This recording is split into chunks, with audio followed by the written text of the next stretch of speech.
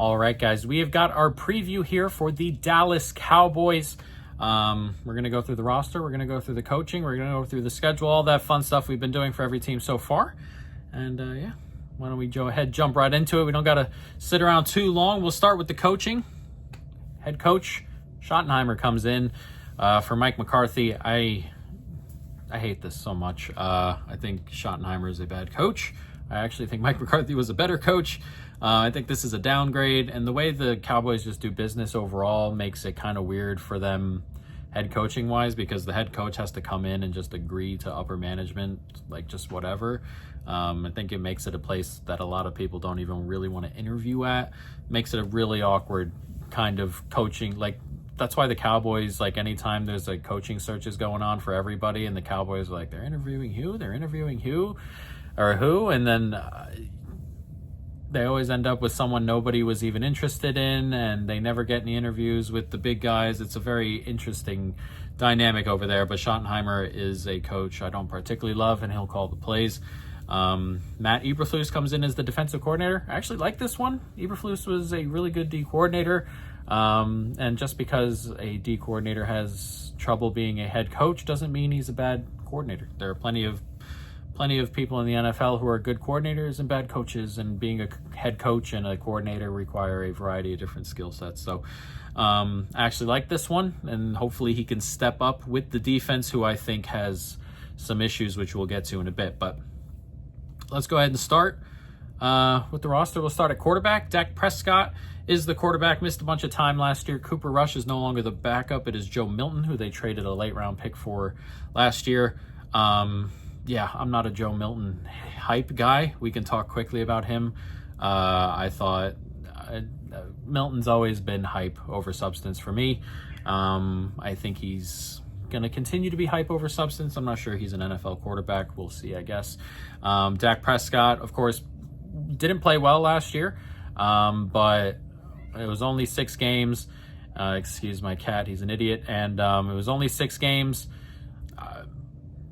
The year before, he was playing genuinely at a really good level, and I'm not gonna take a shortened season as like gospel for what he is now.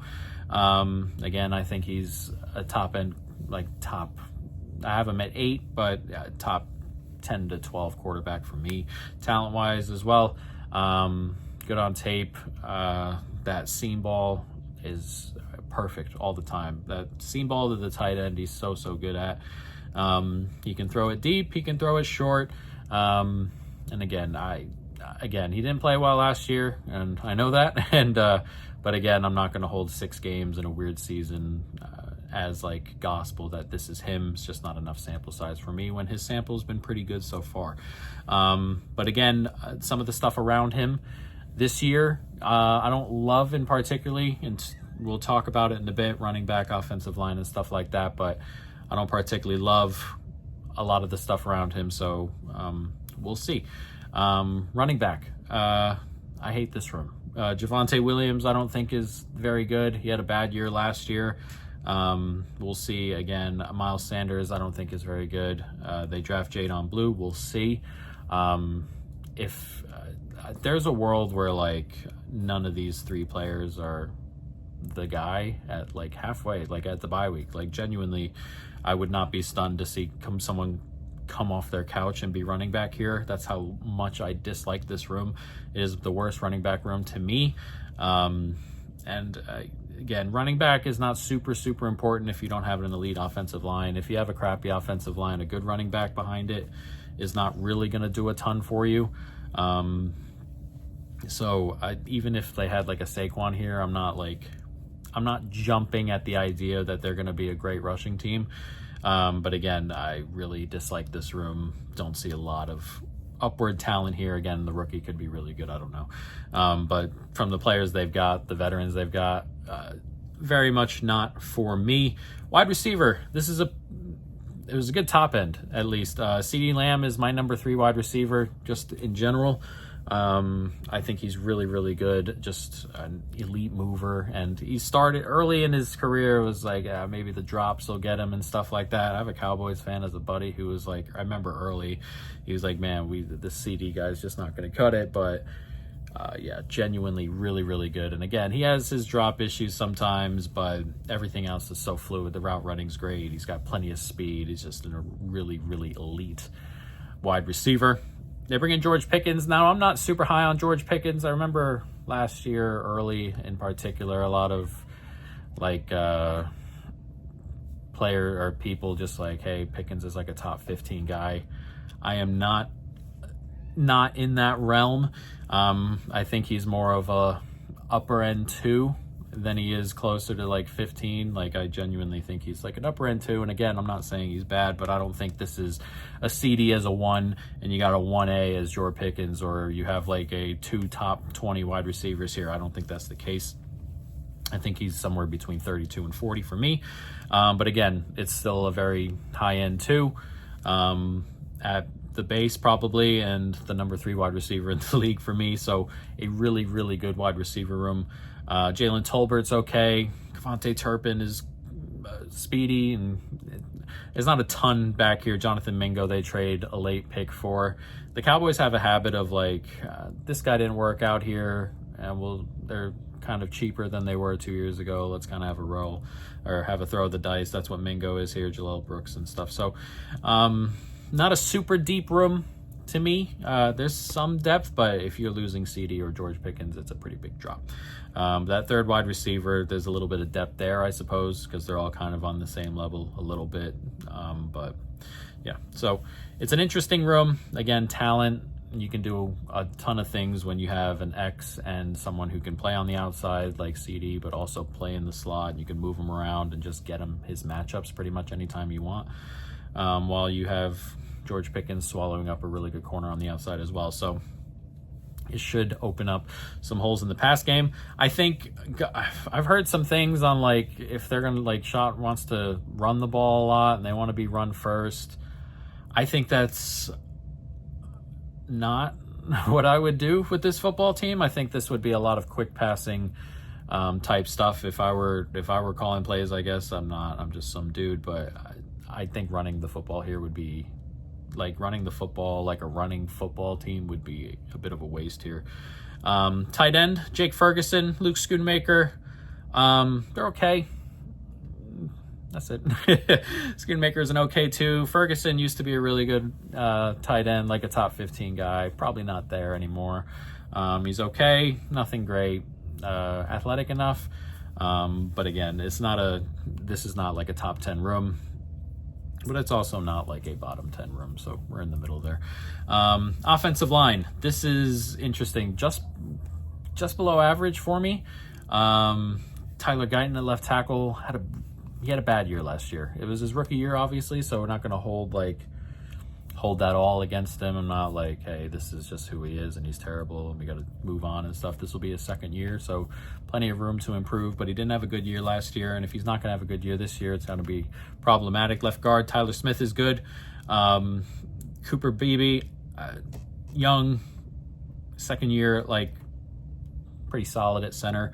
Tyler Booker, first round pick at right guard. We'll see. Obviously, different players do different things coming into the league as rookies, and you're hoping that he can step in and just, be a really good guard. You lose Zach Martin and all that stuff. He's got big shoes to fill, but a first round talent at guard is normally a pretty good pickup. So we'll see here. And Terrence Steele, he's solid enough, nothing great. So again, a below average offensive line. We'll see. That's my issue mostly with the team wanting to be a running football team, is that the offensive line's not fantastic. The interior is pretty good. The exterior has issues. And you have a rookie in the interior as well. And then you have some running backs who I don't love in particular. You have a pretty injury prone quarterback, and all of that behind a below average offensive line tends to scream trouble.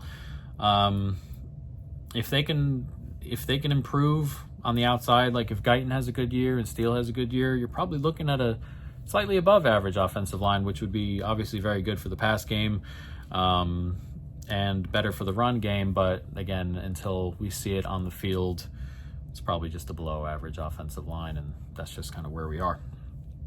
Defense. Moving over to the defense, Eberflus comes in again, I think is a pretty good pickup. Defensive line, the best part of the defense, probably by margin. You get a variety of different things. Parsons is obviously a top 2 pass rusher.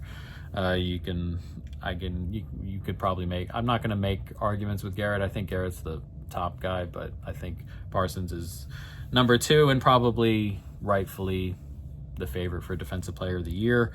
They bring in Dante Fowler, who's pretty solid. Odijazua was a really good pass rusher last year from defensive tackle, top 12, 13, 14-ish.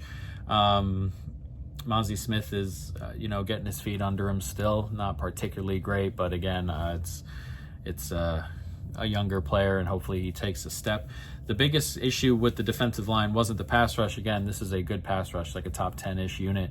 The run defense was really, really horrible, like genuinely horrible, bottom of the league horrible. So if they can just bring that up to like if they can get it toward average, I know going from like bottom of the league to average is a huge jump, but the base, the floor of this defense goes up so much if they can just stop the run a little bit better. I'm not particularly sold that they will, but they need strides there. Again, the pass rush is really good, and you have an elite pass rusher, and we'll see if they use him at linebacker. I hate when that happens. Like, Micah should be only rushing the passer. But again, the pass rush is good. The run stop is bad. If you can bring the run stop up, it opens up quite a bit. Linebacker, not really a good group. Overshown is fine. He's going to miss a ton of time. He'll probably won't be back until like October-ish, and we're talking like 8 games. Somewhere between 6 and 8 games he's going to miss. That's half your season. For a unit that's already not good, to be missing the only player that's like semi-decent is a pretty big problem. Kenneth Murray, not very good. The rest is just kind of rotation and replacement level stuff at best. Most of those dudes are not really even replacement level. So it's a really bad room, and they're going to need to be better at run stop, as we were talking about. They're going to need to be okay in coverage. It's worrying. Secondary, another group that's bad. We'll see what's up with Trayvon Diggs, but it's interesting to talk about, because I remember when they were exploding onto the scene 2 years ago, and it was Trayvon Diggs and Deron Bland, and they were getting all these interceptions, which is great, but they get torched all the time because they're really not good coverage guys.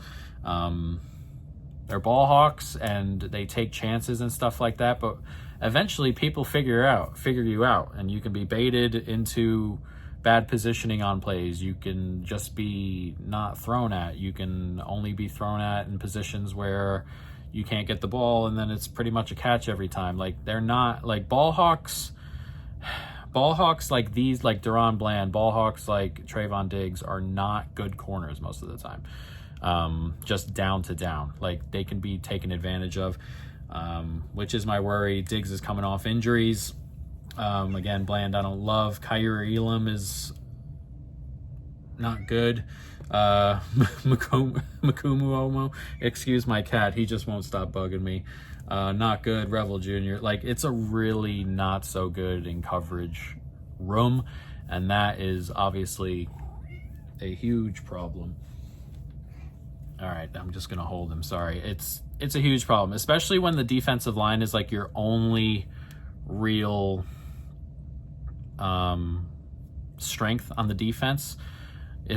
Having a bad secondary is a problem, because having a bad secondary where dudes get beaten coverage easily tends to mean that the defensive line just gets neutralized, because they're just going to throw really quick passes, slants, drags, outposts, those things.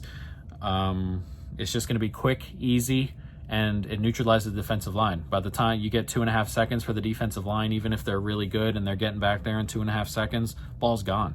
And it doesn't matter if they're getting pressures. It doesn't matter if they're getting back there quick. Ball's gone, and the best part of the team, best part of the defense is just neutralized. So it's a huge worry here. The secondary is a giant worry. Safety is whatever. Malik Hooker, Donovan Wilson, other guys are just kind of rotation guys. Like, it's just not anything to write home about. This is like a bottom 35 percentile kind of defense. It's really, really not that good. So that's just kind of where they are, which is the problem. I have this team like 0.3 points above average maybe, and that's because I'm high on Dak. If you're not high on Dak, this is a below average football team for sure. And there are problems. There are problems in the secondary, problems at linebacker, problems on the offensive line, at left tackle in particular. If he doesn't take a step, rookie at right guard, right tackle's not great, running back room's not good. The coach could potentially be a big negative here. So there's a lot of problems to be had here at Dallas. And again, my rating is being held up by being high on Dak Prescott.